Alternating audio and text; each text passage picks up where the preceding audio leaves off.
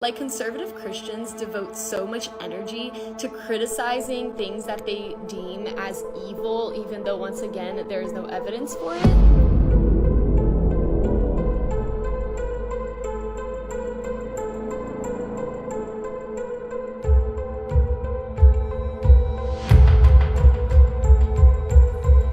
You hate people that are full of love.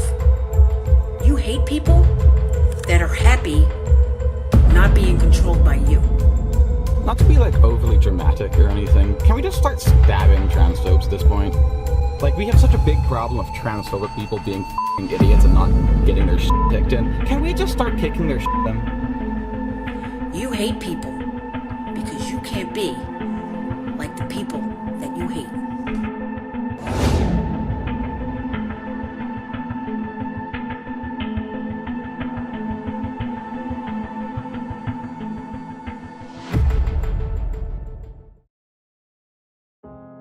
What is God ordained cannot be adjusted to suit our new liberal progressive views. We are directly talking about undermining God's plan as He has revealed it to us. We're replacing His authority with our own. If marriage is no longer between one man and one woman, are we open to the idea of polygamy?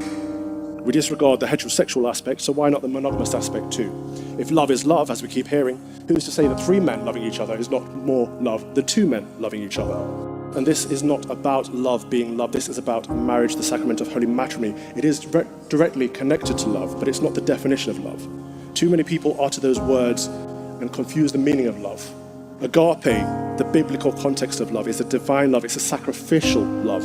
It's not lustful. People often conflate sex with love. It's very disingenuous. We've heard quite a bit of that without any understanding. Yes, God is love, but He sets the terms, not us. Another one we've heard plenty of is inclusivity. Should the church be more inclusive? You know, I'm from the great state of Texas. I served in the military. I go to church every Sunday. My faith is very important to me. But God made me in her image. God made me transgender. Are you serious? The church should absolutely be inclusive. Christ spent time with tax collectors and prostitutes, but it is they who went away changed, not Christ. The church is open to sinners, of course it is, that's the purpose of the church.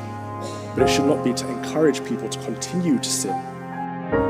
Our duty as clerics is to help lead people to Christ, to lead them away from sin, not to embrace it, not to affirm it.